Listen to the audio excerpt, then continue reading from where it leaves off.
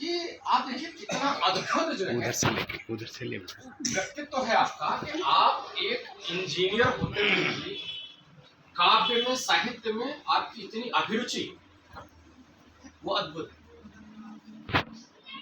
अभी जब हम लोग आए तो आत्मीय सोनी जी कह रहे थे कि मन सबसे बड़ी ताकत है। 6वें अध्याय में अर्जुन से भगवान कृष्ण से अर्जुन कहता है कि चंचलम ही मनः। हे अर्जुन, हे कृष्ण, हे भगवान, ये बड़ा चंचल है और मैं कोई, मेरी ऐसी स्थिति आ नहीं रही है कि इस पे मेरी कोई पकड़ या मेरी कोई मजबूती आ रही हो। तो वो कहते हैं कि अभ्यास और वैराग्य से इस पे पकड़ बनेगी। तो अब मुझे समझ में आया कि जो साहित्य मेरे सामने था वो फिर आपने ही उसका उत्तर दिया कि माता पिता से जो संस्कार मिले, जो मेरे बाबा से संस्कार मिले, तो वहीं 6ठे अध्याय में आगे चलते चलते अर्जुन को इसका उत्तर तो दे दिया कि अभ्यास और वैराग्य से जो है पकड़ बन जाएगी तेरी मन पे। बिना मन को साधित कोई योगी नहीं कहा जा सकता। तो फिर एक आदमी की शंका ऐसी बन जाती है कि नहीं साहब, हम शुरू तो कर दें योग का मार्ग, तो छोड़ दें, लेकिन सिद्धि नहीं हुई तो फिर क्या होगा? कहीं ऐसा तो नहीं कि नष्ट भ्रष्ट हो जाएंगे। माया मिली न राम, बोलते ना, दुविधा में दोनों गए, माया मिली न राम, है ना। भोग भी नहीं पाए पीछे का घर परिवार समाज, और इधर सिद्धि भी नहीं मिली। और ये हर आदमी की समस्या, मतलब योग में चलने वाले व्यक्ति का तो बड़ा डर रहता है कि क्या होगा कि अगर नहीं मिली उधर और इधर भी सब छोड़ दिया। भगवान कहते हैं नहीं, कोई नष्ट भ्रष्ट कुछ भी नहीं होता। श्री मानव के घर में प्रवेश मिल जाता है उसे, जितने कदम चला है ना। तो अब ये प्रवेश दो तरह से मिलता है। एक इनके तरीके से मिलता है कि इनके श्री मानव, आप शब्द पकड़िएगा, जिनका आचरण श्रेष्ठ हो, श्री मानव के घर में प्रवेश मिल जाता है। संतान रूप में किसके घर में आए हैं ये? जिनको मानस रटी हुई। आप सोचिए, मानस में मतलब समुद्र है, आनंद का समुद्र है मानस। श्री मानव के घर में प्रवेश मिल गया, मतलब ये साधना यहाँ की नहीं है, ये पहले की है। अच्छा, फिर ये दूसरा प्रवेश फिर से मिलता है, गुरु के कुल में प्रवेश। तुलसी, कबीर, रैदास, ये श्री मानव के घर में नहीं पैदा हुए, ये गुरु के कुल में, गुरु के गर्भ में आ गए। दो तरीके से ये जो है जन्म आता है। तो कहने का तात्पर्य यही है, मैं पढ़ करके मैं अंदाजा लगा रहा था आपके व्यक्तित्व में, और उसका उत्तर इन्होंने दे दिया। अभी तक मुझे मिला नहीं था। अभी जब इन्होंने बोला कि पिताजी मानस लगभग उनको रटी हुई, मुझे उत्तर मिल गया। और आप जब इनको पढ़ेंगे, मैं चाहता हूं कि ये आप लोगों के लिए सुलभ रहे एक एक करके, लेकिन बहुमूल्य निधि तो बिना एंट्री करे तो नहीं मिलेगी आपको, क्योंकि पुस्तकों का देखो अपमान भी करते हो आप लोग। अभी थोड़ी सी स्थिति ऐसी है कि गीता दी हुई रखी हुई, और मैं जुलाई एंड तक सबसे ले लूंगा, भले ही शुल्क लिया हो उसका, क्यों? क्योंकि अपन दूसरे को अवसर देना। तो ये आप लोग जब पढ़ेंगे तो आप, मुझे माता जी बताते हैं कि आप बैठे रहते हैं और कुछ ऐसा खोजते हैं और पकड़ लेते हैं। ये अनुभूतियां हैं। जितने भी संत महात्मा हुए जिन्होंने अच्छी बातों को पाया है, वो अनुभूति में ध्यान के स्तर पे पाया है। वो कहते हैं कि उस समय हमें अपना पता नहीं। आप कक्षा में बैठे हो, मास्टर ने जितनी भी बातें पढ़ाई एक भी ध्यान में नहीं आई, मतलब ध्यान कहीं और था। वो ऐसा नहीं कि कहीं नहीं था, वो कहीं और था। तो आप जहां होते हो यदि वहीं रहना सीख जाओ तो ये ध्यान आपके काम आने लगेगा, नहीं तो दुनिया के काम आ रहा है। ध्यान ऐसा नहीं है, ऐसा नहीं है। ध्यान की शक्ति तो है अंदर, लेकिन वो दूसरे काम में आ रही, बह रही है। ठीक है, अब मैं जो है आपकी कविता से कुछ पंक्तियां बोलूंगा, फिर आप उनकी गहराई को समझिएगा कि कैसी है। अब मैं उस आनंद को जीऊंगा जो ये रोज जीता है ना। तो कितनी गहरी संवेदना। अच्छा, मैं बोलता हूँ कि आचरण की भाषा बहुत बड़ी है। इनका आचरण होता है। जब हम आए थे देखिए वो, और वो बातें यहाँ दिखेंगी। मैंने तो कल्पना कर ली, और मुझे तो गेट पे तो राहुल सोनी दिखा, लेकिन मैंने कहा कि राम नारायण सोनी का ही घर हो सकता है, और किसी का नहीं। क्यों नहीं हो सकता? क्योंकि ये जो दिख रहा है ये आचरण सामान्य व्यक्ति की बात नहीं है। तो महाविनाश की ओर जो है एक आपने कविता लिखी है।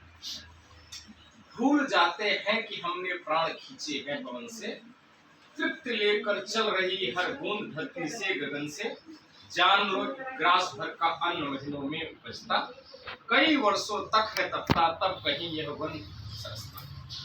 भूल जाते हैं कि हमने प्राण खींची। यह धरा है माँ हमारी, पालती है चर अचर को, खाद कृत्रिम डालकर विष से भरा इसके उदर। क्या क्या कितनी अनुभूति है।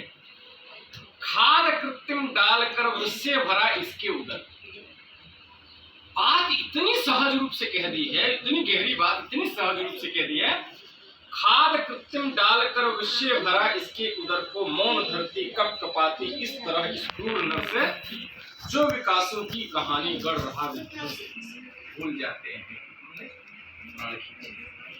मतलब आपने जो लिखा है इसमें कहीं कोई वैचारिक प्रदूषण नहीं दिखता है। बड़ा शब्द है, आप पकड़ लेंगे, आप भी समझ जाएंगे। वैचारिक प्रदूषण होता है ख्याति पाने के लिए कुछ उसमें शब्दों को थोड़ा अलग तरीके से, जहां उसकी जगह नहीं उसको घुसेड़ना। लेकिन आप ये क्या है, ये परमात्मा की वाणी। शास्त्र कब बनते हैं, जब व्यक्ति साधना में जो मिल जाए वो लिख ले। कबीर ने लिखा है तो उन्होंने समाज की चिंता नहीं करी, समाज इसको पसंद करेगा नहीं करेगा।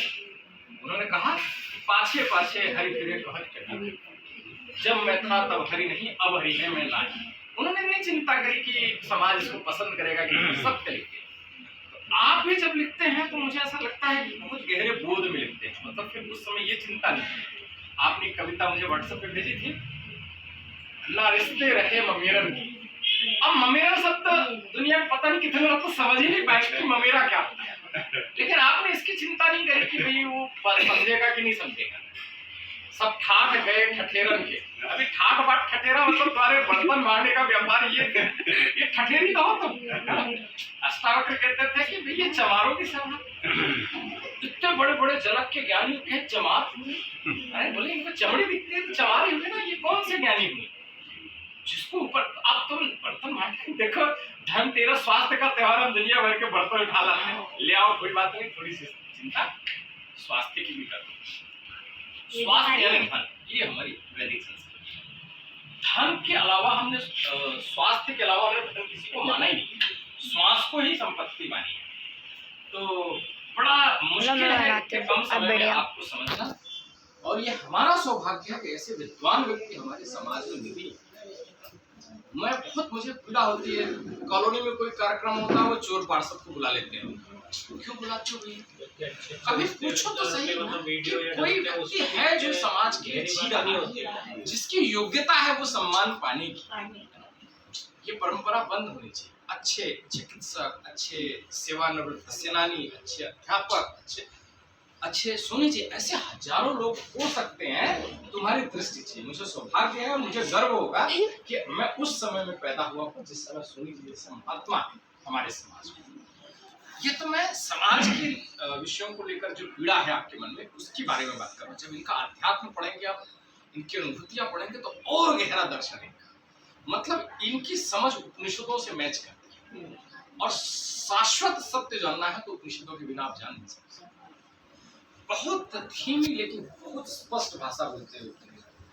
कई बार चुभेगी, शुद्धो वसी बुद्धो वसी मेरे बेटे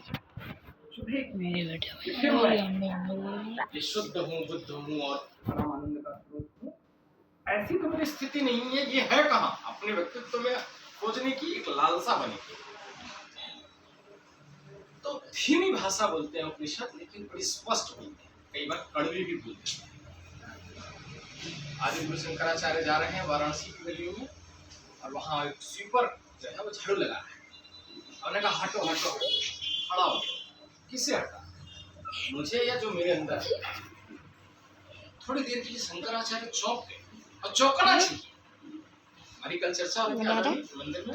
वीडियो बना रहा क्या? कि बना मनहूस कौन सा मनहूस आदमी? ये बना रहा भगवान की बनाई आप तो हम सब भगवान के बनाए। मैं अपने लोगों को कहता हूँ हम घी के लड्डू हैं, हम टेढ़े बड़े भी अच्छे हैं। ये मैंने इनको वाक्य रटा दिया है कि हम क्या है। ये देखो, ये गुड़िया हंस रही है, ये हमारी जगदम्बा है। तो घी का लड्डू क्या है? तो घी का लड्डू हमारे यहाँ कहते हैं टेढ़ा बड़ा भी अच्छा है। तो